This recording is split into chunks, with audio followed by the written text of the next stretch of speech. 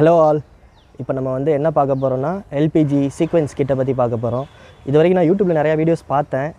எல்லோரும் எப்படி போட்டிருக்காங்கன்னா, எல்பிஜி போடுற ஆள்கிட்ட போய் கேட்டு போட்டிருக்காங்க, இல்லை அவங்க வெண்டாராக இருக்காங்க. யூசர் ரிவ்யூவை பொறுத்த வரைக்கும் நான் எந்த வீடியோவும் பார்க்கவே இல்லை. அதோடய ஆஸ் அ யூஸராக நான் ஃபேஸ் பண்ண ப்ராப்ளம்ஸ் எதையுமே அவங்க சொல்லவே இல்லை. ஸோ புதுசாக அதை போட போகிறவங்களுக்கு எப்படி அது யூஸ்ஃபுல்லாக இருக்குன்னு எனக்கு தெரியலை. ஸோ வாங்க நான் எக்ஸ்பிளைன் பண்ணுறேன். ரொம்ப டெக்னிக்கலாக இருக்காது இந்த வீடியோ, பட் ஸ்டில் ஒரு யூஸராக நீங்கள் என்னென்ன தெரிஞ்சுக்க வேண்டியங்கிறத நம்ம பார்ப்போம். ஓகேங்களா? வாங்க. நான் ஃபஸ்ட்டு உங்களுக்கு கிட்டோட டேங்கை காட்டிடுறேன். எல்பிஜி டேங்க்கு இதான் நம்ம காரு. இப்போ நம்ம இந்த காரில் தான் ஃபிக்ஸ் பண்ணியிருக்கோம். இது 2008 மாடல் ஹோண்டா சிவிக். இது இங்கே பார்த்தீங்கன்னா டேங்க் இது உள்ளே தான் இருக்குது. இதோட கெப்பாசிட்டி என்னென்னா, ஆக்சுவலாக டேங்க்கு இதில் தெரியுதான்னு தெரியல, நான் ஓப்பன் பண்ணுறேன்.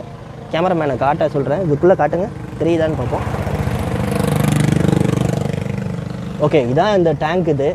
இது ஆக்சுவலி 60 kgs உள்ள டேங்க் இது. ஆனால் இதோட கெப்பாசிட்டி எவ்வளோ ஹோல்ட் பண்ணுன்னா 43 லிட்டர்ஸ் தான் ஹோல்ட் பண்ணும். 60 kgs கெப்பாசிட்டின்னு சொல்லுவாங்க, ஆனால் 43 லிட்டர்ஸ் தான் ஹோல்ட் பண்ணும். உங்களுக்கு இன்னொரு டவுட் இருக்கலாம். இது சில பேர் லிட்டர்ஸில் சொல்லுவாங்க, சில பேர் கேஜிஸில் சொல்லுவாங்க. எல்பிஜி ஆக்சுவலாகவே லிட்டர்ஸ்லாம் சொல்லுவாங்க. இது 43 லிட்டர்ஸ். சிஎன்ஜிக்கு மட்டும்தான் கேஜிஸில் சொல்லுவாங்க. நம்ம ஃபியூவல் போடுறது இந்த வழியாக தான் நம்ம போடுவோம். இங்கே வாங்களேன், கேமராமேன் காட்டுங்க. இதை நம்ம வேணும்னா நம்ம ஓப்பன் பண்ணிக்கலாம். ஓப்பன் பண்ணிவிட்டு, ரொம்ப டைட்டாக இருக்குது. இதை ஓப்பன் பண்ணிட்டு இதில் இந்த கன்னை ஃபிக்ஸ் பண்ணி இதில் வேணுன்னா போட்டுக்கலாம். போட்டுட்டு அதுக்கப்புறம் நம்ம மூடிக்கலாம். நார்மல் மெக்கானிசம் தான், மூடுறது திறக்கிறது தான். இங்கே பார்த்தீங்கன்னா இந்த ஒரு பைப் வருது, பார்த்தீங்களா? காட்டுங்க. இந்த பைப் வருது பார்த்தீங்களா? இந்த பைப்பு தான் ஒரே கனெக்ஷன். இந்த பைப்பு உள்ள டேங்க் மாட்டிருக்கு, ரொம்ப அசிங்கமாக தெரியுதுங்கிறதுனால நாங்கள் பர்மனெண்ட்டாக இப்படியே வச்சு மூடியாச்சு. இந்த கார் எல்பிஜிலையும் ரன் ஆகும், அதுக்கப்புறம் பெட்ரோல்லையும் ரன் ஆகும்.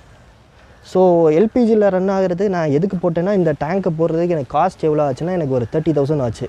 30 ப்ரிசைஸாக சொல்லணுன்னா எக்ஸாக்டாக 31,000 ஆச்சு. ஆனால் இது என்ன பிராண்டு? இந்த டேங்கை பார்த்தீங்கன்னா, அந்த டேங்க் உள்ளே பார்த்தீங்கன்னு வச்சுங்களேன், இல்லைன்னு பார்த்தா தெரியாது. ஆக்சுவலாக இது லொவாட்டோங்கிற ஒரு டேங்க்கு.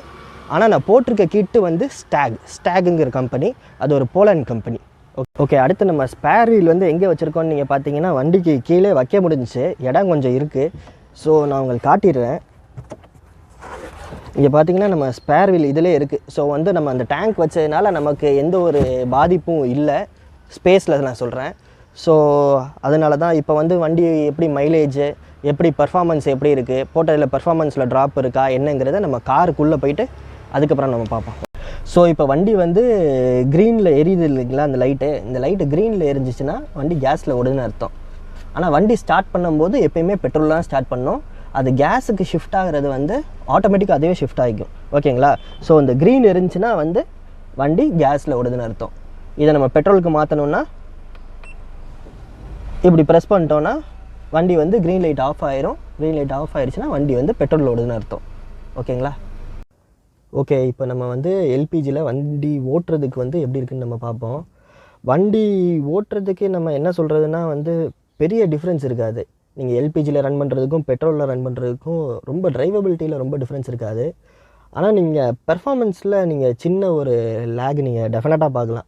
நீங்கள் கேட்டிங்கன்னா சொல்லுவாங்க, எல்பிஜிக்கும் பெட்ரோலுக்கும் பெரிய டிஃப்ரென்ஸ் இருக்காது பெர்ஃபார்மன்ஸ்லன்னு சொல்லுவாங்க. ஆனால் சின்ன ஒரு லேக் கண்டிப்பாக இருக்குது. ஆனால் இது நீங்கள் என்ன மாதிரி யூஸருங்கிறத பொறுத்து தான். நீங்கள் வண்டியை ரொம்ப வெரைட்டி ஸ்போர்ட்டியாக ஓட்டுவீங்க அப்படின்னா நீங்கள் டிஃப்ரென்ஸ் நீங்கள் டெஃபினட்டாக பார்க்கலாம். நீங்கள் சிட்டி ஸ்பீட்ஸில் ஓட்டுறதுக்கு நீங்கள் நோட்டீஸ் பண்ண மாட்டீங்க. நீங்கள் ஹைவேஸில் நீங்கள் ஓவர்டேக் பண்ணுறது, பை த வே இந்த வண்டி ஒரு சிவிடி ஆட்டோமேட்டிக் கியர் பாக்ஸ். ஓகேங்களா? ஸோ இதில் ஹைவேஸில் ஓவர்டேக் பண்ணுறபோது நார்மலாகவே ஒரு லேக் இருக்கும். நீங்கள் கேஸில் ஓட்டும்போது அந்த லேக் ரொம்ப ப்ராமினெண்ட்டாக தெரியுது. இதை நான் சொல்லி தான் ஆகணும். அதுக்கப்புறம் மைலேஜை பொறுத்த வரைக்கும் சிட்டியில் யூஸ்வலாகவே இந்த வண்டி பெட்ரோலுக்கு 9 கிலோமீட்டர்ஸ் அந்த மாதிரி தான் போகும். 9 எடுக்கிறதே நம்ம ஓகே தான், டீசெண்டான மைலேஜ் தான் நம்ம சொல்ல முடியும் இந்த வண்டிக்கு. ஆனால் எல்பிஜியில் நீங்கள் ரன் பண்ணிங்கன்னா சிட்டிக்குள்ளே ஒரு 7.5 அந்த மாதிரி கிடைக்கிறதே ஓகே தான். என்னை பொறுத்த வரைக்கும் மைலேஜ் வந்து ஒரு 1.5 கிலோமீட்டர் 2 கிலோமீட்டர் ட்ராப் இருக்குதுங்க கண்டிப்பாக பெட்ரோல்லேருந்து கேஸுக்கு. ஆனால் வந்து பெட்ரோலோட விலைக்கும் நம்ம கேஸோட விலைக்கும் கம்பேர் பண்ணும்போது பார்த்திங்கன்னா இது வந்து கொஞ்சம் ப்ராஃபிட்டபிள் தான் நமக்கு. பெட்ரோல் வந்து நம்ம அதிகமாக காசு கொடுத்து போட தேவையில்லை. ஸோ இது வந்து அடுத்தது. கேஸோட ரேட்டு பார்த்திங்கன்னா இன்றைக்கி நான் போடல, நேற்று போட்டோம். நேற்று ஃபில் பண்ணும்போது பார்த்திங்கன்னா வந்து 65 ருபீஸ் இருந்துச்சு. 65 ருபீஸ் பெர் லிட்டர். இந்த கேஸ் கிட்ட நான் போட்டு 1.5 வருஷம் ஆச்சு. 1.5 வருஷமாக கேஸ்லாம் ஓட்டிக்கிட்டு இருக்கோம் எல்பிஜியில். எல்பிஜி, சிஎன்ஜி கிடையாது. எல்பிஜியில் ரேட் எவ்வளோ இருந்துச்சுன்னா, ஒரு வருஷத்துக்கு முன்னாடி நான் எடுக்கும்போது வந்து ஒரு 54 ரூபா 55 ரூபா அந்த மாதிரி தான் இருந்துச்சு. இப்போ 10 ரூபா ஏறிடுச்சு, 65 ரூபான்னு ஆயிடுச்சு. ஏன் கேட்குறீங்க? ஒரு 3 வீக்ஸ் 4 வீக்ஸ் முன்னாடியே வந்து 58 ரூபா 59 ரூபா தான் இருந்துச்சு. 65 ரூபாங்கிறது இப்போ டக்குன்னு ஏறிடுச்சு எல்பிஜி ரேட் ஏறுறதுனால. ஸோ அது ஒன்று. ஆனால் நான் நிறைய வீடியோஸ் பார்த்தேன் யூடியூப்பில். ஒரு 4 மந்த்ஸ் 5 மந்த்ஸ் பேக் போஸ்ட் பண்ண வீடியோலேயே வந்து ஒரு லிட்டர் வந்து கேஸ் வந்து 44 ரூபா 45 ரூபான்னு போட்டிருக்காங்க. அது எனக்கு எப்படின்னு டெஃபினட்டாக எனக்கு அப்படி இருக்க சான்ஸே கிடையாது. ஆனால் நான் பேசின வரைக்கும் கொஞ்சம் ஆட்டோ ஓட்டுறவங்க அவங்கள்ட்டெல்லாம் கேட்டேன். கொரோனாவுக்கு முன்னாடி வரைக்கும் பெட்ரோல் விலை வந்து 90 ரூபா 85 ரூபா இருக்கும்போது கேஸ் விலை வந்து 38 ரூபா 39 ரூபா தான் இருந்திருக்குன்னு சொல்கிறாங்க. ஆனால் நான் வாங்கினதுலேருந்து ரொம்ப ஏறிடுச்சு. இப்போ பெட்ரோல் விலை வந்து 102 ரூபா கிட்டே இருக்குது. அதுக்கப்புறம் ரொம்ப ஒரு முக்கியமான விஷயங்க, வண்டி ஸ்டார்ட் ஆகும்போது மட்டும்தான் பெட்ரோல் ஓடுன்னு என்கிட்ட சொன்னாங்க. இதில் எனக்கு ஒரு நடுவில் ஒரு சம்பவம் வேறு ஆயிடுச்சு. ஒரு தடவை நாங்கள் போயிருந்தோம், வெளியில் போயிருந்தப்போ வந்து வெளியில் ரொம்ப மழை பெஞ்சிச்சு. நம்ம வேறு ஏதோ வந்து வண்டியை ஸ்டார்ட் பண்ணி ஐடில்லே வச்சுட்டு ஏசி போட்டு உள்ளே உட்காந்துருந்தோம். வெளியில் மழை பெஞ்சிக்கிட்டு இருந்துச்சு. ஒரு ஹாஃப் அன் ஹவர் இருக்கும். யூஸ்வலாக வந்து ஸ்டார்ட் பண்ணி ஐடியில் வச்சு போட மாட்டோம். அது சொசைட்டிக்கும் நல்லது கிடையாது. பட் ஸ்டில் அன்றைக்கி வந்து மேப்ஸில் ஏதோ தேடிக்கிட்டு இருந்தோம். ஸோ அதனால் வந்து பார்த்துக்கிட்டு இருந்தோங்க. வண்டியில் ஆல்ரெடி பெட்ரோல் ஒரு பாக்ஸ் இருந்துச்சு. நான் கேஸ் ஃபில் பண்ணி தான் வந்தேன். பெட்ரோல் போடணுங்கிற எனக்கு தெரியுது. ஆல்ரெடி ஒரு பாக்ஸ் இருக்கே, ஸோ ஸ்டார்ட் ஆகிறதுக்கு மட்டும்தானே பெட்ரோல் தேவைப்படும் அப்படின்னு சொல்லிட்டு நான் விட்டேன். ஒரு ஹாஃப் அன் ஹவர் ஓடிக்கிட்டு இருந்தது. ஆட்டோமேட்டிக்காக வண்டி ஆஃப் ஆயிடுச்சுங்க. வண்டி ஆஃப் ஆயிடுச்சு. மறுபடியும் வந்து நாங்கள் ஸ்டார்ட் பண்ண ட்ரை பண்ணோம். ஸோ வண்டி ஒவ்வொரு தடவை பெட்ரோல்லேருந்து கேஸில் மாறும்போது ஒரு வைப்ரேஷன் ஃபீல் பண்ண முடியும். அந்த வைப்ரேஷன் ஃபீல் பண்ண முடிஞ்சிச்சு. அது வந்ததுக்கப்புறம் தான் ஆஃப் ஆச்சு. ஸோ வண்டியை வந்து ஸ்டார்ட் பண்ணி பார்த்தோம், வண்டி ஸ்டார்ட்டே ஆகலை. அதுக்கப்புறம் தான் என்னென்னு பார்த்தா வண்டியில் பெட்ரோல் காலியாக போச்சு. ஸோ பெட்ரோல் காலியாக போய் அன்றைக்கி நாங்கள் ரொம்ப அவஸ்தைப்பட்டோம். மலையில் போய் நனைஞ்சு போயிட்டு பெட்ரோல் வாங்கிட்டு வந்து மறுபடியும் ஊற்றிட்டு அதுக்கப்புறம் ஒரு பெரிய கதையாயிடுச்சு.